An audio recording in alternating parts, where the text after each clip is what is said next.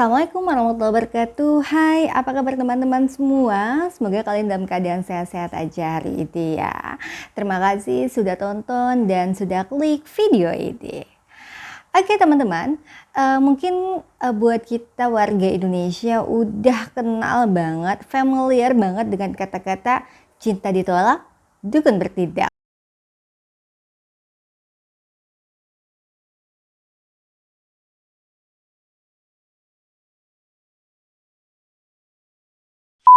Istilah ini digunakan teman-teman untuk penggunaan ilmu gaib yang disebut pelet dalam masyarakat Indonesia. Pasti kalian familiar ya sama yang namanya ilmu-ilmu pelet yang seperti ini ya. Bahkan nih teman-teman, dalam kondisi milenial seperti saat ini, ilmu pelet ini masih saja sering digunakan oleh orang-orang tertentu ya. Bahkan katanya teman-teman, dukun pelet ini sangat laris ya untuk digunakan sebagai memikat lawan jenis yang memang diinginkan. Katanya teman-teman, pelet ini bisa bikin lengket, semakin lama ditahan, semakin gelisah si dia yang dipelet. Memang sih ya, cara kerja pelet ini buat kita kaum milenial mungkin agak sedikit bingung untuk memahaminya ya, bagaimana cara kerja si pelet ini. Tapi ternyata teman-teman, ada beberapa proses yang harus dilakukan yang mungkin agak sedikit rumit ya. Tapi terkadang ilmu pelet ini bisa mencapai target atau bahkan teman-teman terkadang juga tidak otomatis mencapai target tertentu.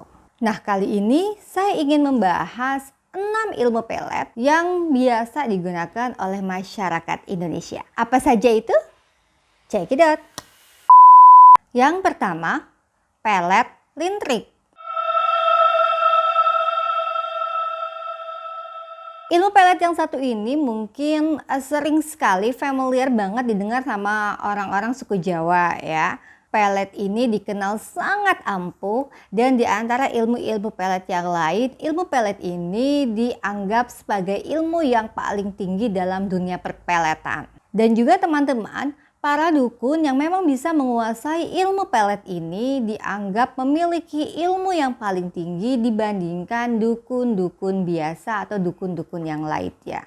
Media yang digunakan pada ilmu pelet ini adalah kartu lintrik atau juga bisa disebut dengan domino Belanda. Nah, katanya buat orang yang ingin melakukan ilmu pelet ini cukup mudah ya. Mereka hanya membawa foto targetnya atau barang-barang targetnya itu dibawa ke dukun yang memiliki ilmu ini. Selanjutnya teman-teman, si dukun yang memang menguasai ilmu pelet ini akan melakukan pelet menggunakan kartu lintrik kepada target yang diberikan oleh orang tersebut yang ingin melakukan pelet ya.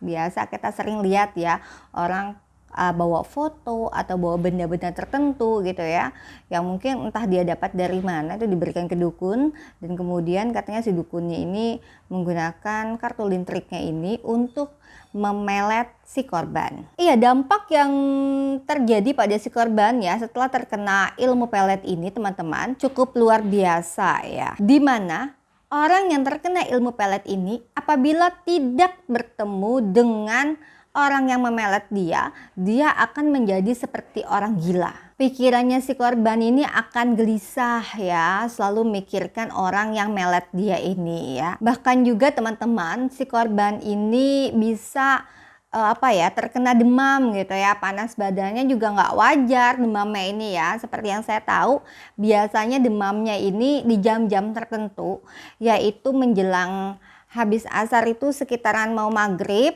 Nah, itu dia akan mulai demam sampai biasanya setelah isya. Nah, ini yang terjadi ya pada korban yang terkena pelet lintrik ini. Kejam banget sih ya ini ya. Yang kedua, ilmu pelet pangkanang. Ilmu pelet pangkanang ini biasanya dimiliki oleh suku-suku Dayak yang ada di pedalaman sana ya. Katanya teman-teman, ilmu pelet pangkanang ini menggunakan media telur, kunyit, dan beberapa bahan khusus lainnya.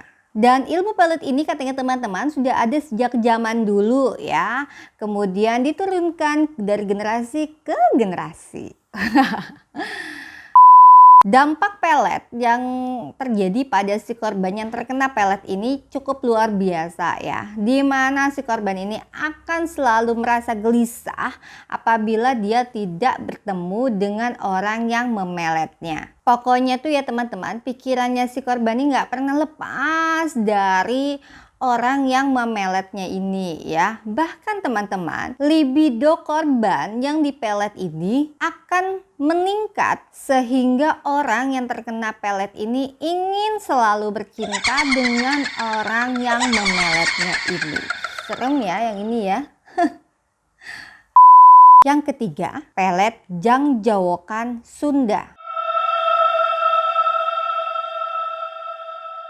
Ilmu pelet ini berasal dari Jawa Barat menggunakan mantra tertentu sebagai media untuk memelet si korban. Pelaku pelet ini harus mengamalkan ada beberapa amalan ya, atau ada beberapa mantra khusus yang memang harus dihafalkan sama yang ingin melakukan pelet ini ya. Dan mantranya pun ini dengan bahasa atau khusus dengan bahasa Sunda kuno. Pelet Jangjawokan Sunda ini sudah sangat terkenal di tanah Pasundan sana ya teman-teman. Bahkan konon katanya banyak sekali orang dari penjuru kota dari mana-mana itu pergi ke tanah Pasundan ini untuk mengetahui mantra pelet Jangjawokan itu.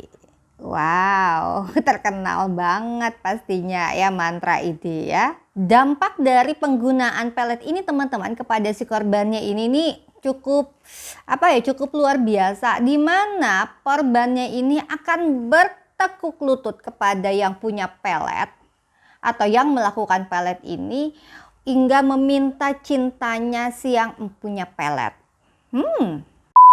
Yang keempat, ilmu pelet jabat tangan dan tatapan mata Bugis. Pelet yang satu ini cukup unik ya teman-teman, di mana medianya ini hanya melakukan jabat tangan dan juga tatapan mata. Lihat mata saya. Ya teman-teman, di mana katanya ya dalam pelet jabat tangan dan tatapan mata ini sebelum si pelet ini atau sebelum si pelaku pelet ini melakukan peletnya, tapi sebelumnya dia melakukan atau mengamalkan, menghafalkan beberapa mantra dan melakukan ritual khusus. Kemudian dia coba menghubungi targetnya atau coba berjabat tangan dan melakukan tatap mata dengan target korbannya ini. Pelet ini seperti sebuah hipnotis yang berkelanjutan ya teman-teman, dan membuat targetnya ini selalu memikirkan orang yang mengamalkan pelet ini. Tapi di zaman sekarang ini teman-teman, untuk mendapatkan pelet ini cukup susah ya, karena teman-teman hanya sedikit orang Bugis saja yang tahu atau mengenal mantra pelet jabat tangan dan tatap muka ini ya. Bahkan yang saya ketahui teman-teman, pernah saya baca sih mengenai pelet ini. Katanya kalau misalnya kita jabat tangan sama orang yang mengamalkan pelet ini, dia akan terus-terusan menatap mata kita gitu ya. Tapi kita yang jadi korbannya ini jangan menundukkan mata atau jangan mau kalah menatap matanya si pengamal pelet ini. Pokoknya kuat-kuatan aja untuk tatapan mata gitu ya. Karena katanya kalau misalnya kita nggak tahan memandang matanya si pengamal pelet ini, terus kita tertunduk gitu ya. Nah katanya kenalah kita dengan ilmu pelet itu. Katanya sih gitu ya teman-teman ya. Tapi ya ada baiknya kita bismillah aja deh kalau misalnya ketemu sama orang-orang yang seperti ini ya. Yang kelima, pelet jaran goyang. Iya mungkin teman-teman juga nggak asik sama pelet yang satu ini ya, karena memang ada lagunya juga jaran goyang ini teman-teman. Dan di Bali teman-teman, pelet ini dikenal dengan nama jaran ngunyang ya. Tapi di Jawa pelet ini dikenal dengan nama jaran goyang. Ajian pelet ini sangat terkenal dari zaman dulu ya untuk menaklukkan para wanita. Pengguna pelet ini katanya harus melakukan puasa dan juga melakukan ritual khusus sebelum melakukan pelet ini kepada si korban atau si target yang ingin dipelet. Ya teman-teman, dalam ritual pelet jaran goyang ini di mana si pelet atau si pelaku yang ingin melakukan pelet ini harus melakukan puasa, kemudian mengamalkan mantra khusus. Dalam puasa dan mengamalkan mantra khusus itu di dalam bayangannya dia harus memikirkan atau membayangkan target yang memang ingin dia pelet ya. Dan dampaknya ini cukup luar biasa ya teman-teman, di mana si korban yang dipelet ini akan terus membayangkan orang yang mengamalkan pelet ini.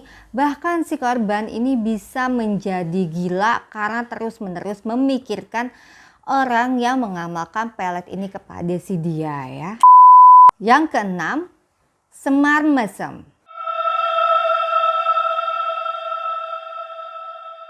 Ada lagunya juga sih ini teman-teman ya. Untuk pelet semar mesem ini adalah pelet yang terakhir yang bakal saya bahas di hari ini.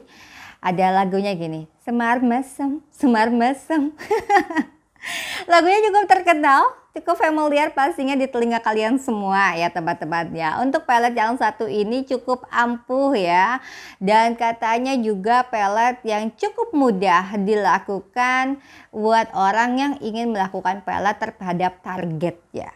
Nama pelet semar mesem ini mengambil nama salah satu tokoh Punokawan di pewayangan. Seperti yang kita ketahui ya teman-teman, Semar ini merupakan salah satu tokoh pewayangan yang sakti mandraguna. Oleh sebab itu mungkin ya nama Semar ini akhirnya disangkut pautkan atau dikaitkan atau dijadikan sebutan untuk salah satu pelet yang memang cukup ampuh memelet seseorang ya, yaitu semar mesem.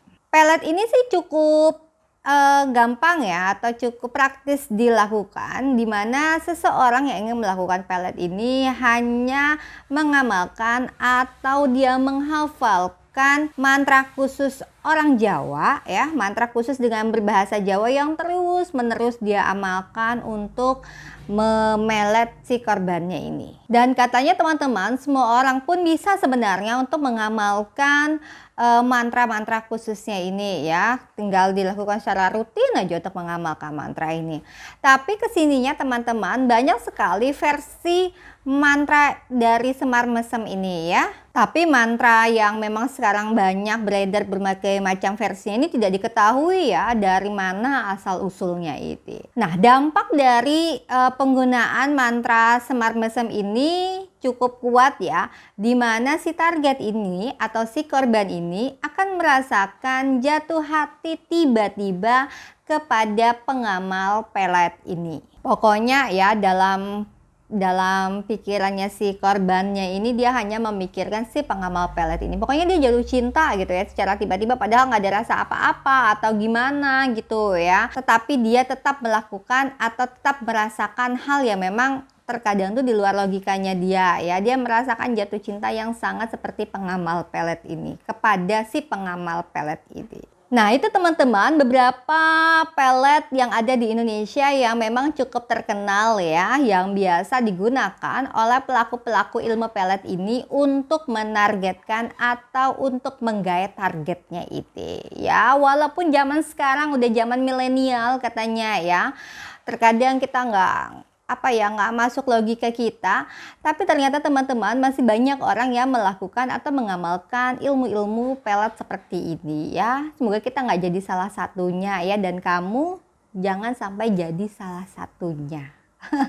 Pokoknya serahkan aja sama Allah, minta yang terbaik ya, berdoa aja cukup ya, nggak usah mengamalkan ilmu-ilmu pelet yang seperti itu. Oke teman-teman, terima kasih sudah menonton video ini. Buat kamu yang mungkin punya pengalaman tentang ilmu pelet ini atau kamu mengetahui tentang ilmu pelet ini, kalian bisa komen di bawah ya. Aku pengen baca ceritanya kamu pastinya. Oke, Jangan lupa di like video ini, jangan lupa juga di subscribe. Terima kasih sudah menonton. Assalamualaikum warahmatullahi wabarakatuh. Bye bye.